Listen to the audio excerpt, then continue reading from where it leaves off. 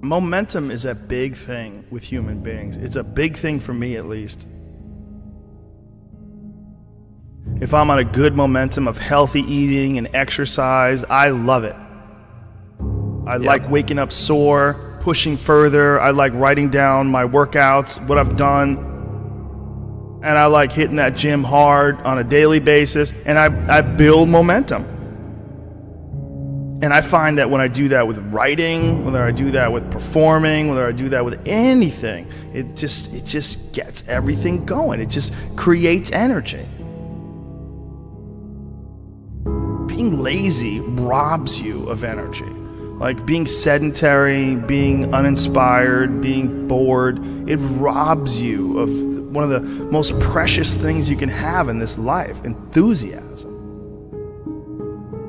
One of the things that I tell people all the time, because a lot of people have a hard time defining themselves. They define themselves by failure because they failed. But I'm like, you're not your failures, you're you. Okay, your life is a series of lessons you've learned. Now, if you just dwell on the failures, like that's not healthy. It's not smart and it's not empowering. What you got to do is look at those failures and go, well, now you know what not to do. But you're not that. You're you. It was hard because so happy to be and have the job I have. At the same time, I was like, don't feel like I'm growing in my work. And my life at that time had become extremely vital, meaning I just had a newborn son with Camilla. Wow, the only thing I ever knew I wanted to be, and now I was. And here's this job that I had held most reverence for in my life, fatherhood. Now I was.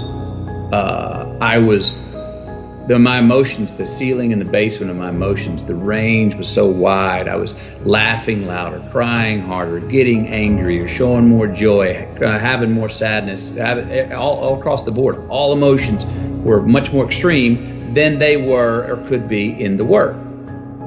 I said, your life's more vital than your work, but can my work challenge the vitality I'm feeling in my life? So the work I wanted to do, there were certain scripts I wanted to do Dallas Buyers Club at that time, other scripts. Nobody's going to touch me with a 10-foot pole in those movies. All the dramatic roles I wanted, they're like, no, not in McConaughey, we won't finance it. Okay, so I can't do what I want to do, so I'm going to stop doing what I've been doing.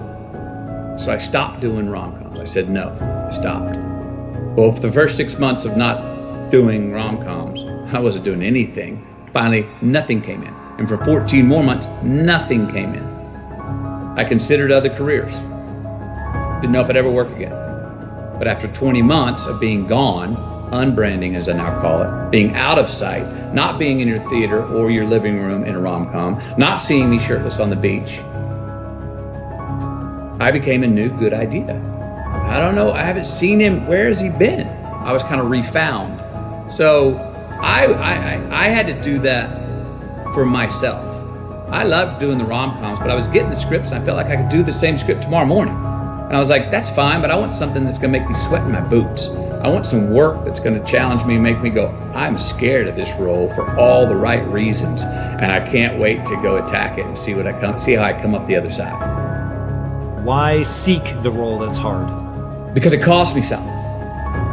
Because it costs. It's not really a risk unless you can lose the fight. I feel more alive in them. I have an experience in the making of them. I'm nervous every day I come to work. I feel like when I nail a day and I knock it and I know I did, I feel like, yes. I have a measure at the end of the day of like, you set out to do something, you prepared for it, you had intention, and you did it.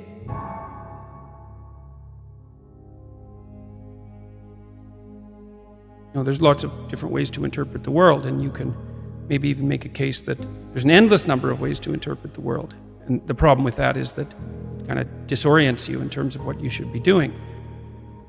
Just because there's a very large number of ways to interpret the world doesn't mean there's a very large number of productive, meaningful, and sustainable ways to interpret the world.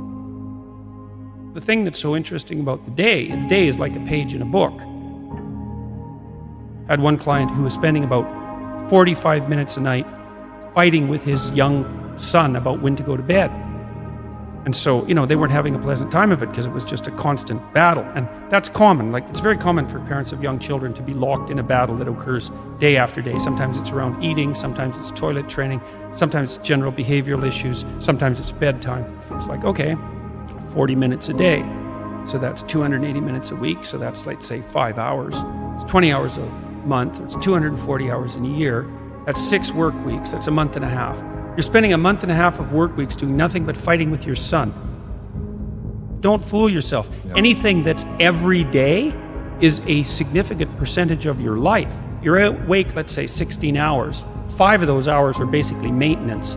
So you got about 11, and then 7 of those are work. So now you're down to 4. And so if you're spending 15 minutes a day doing something painful and stupid, and you do it every day, it's like 10% of your productive life.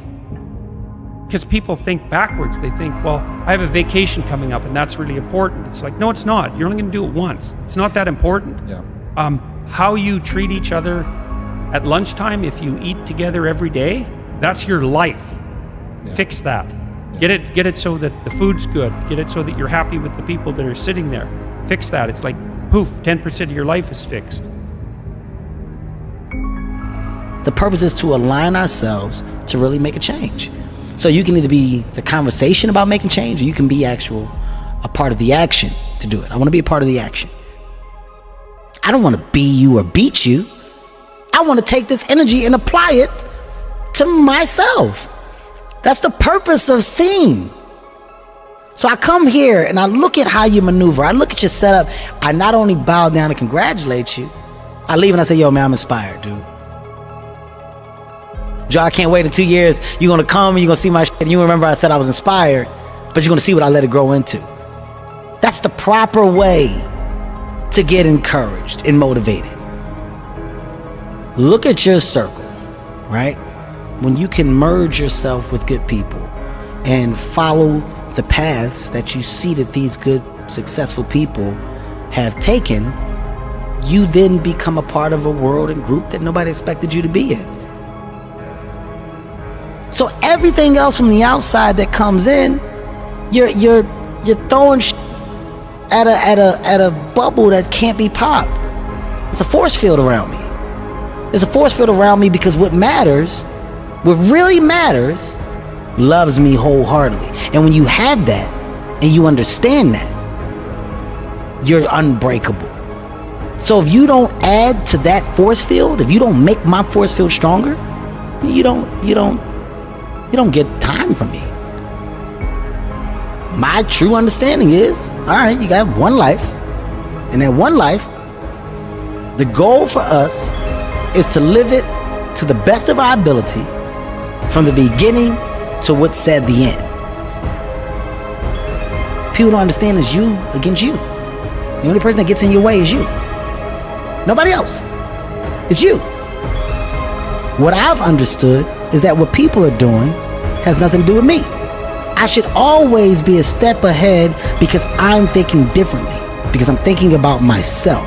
Making myself better puts me in a position to make others better. Hard work brings great reward.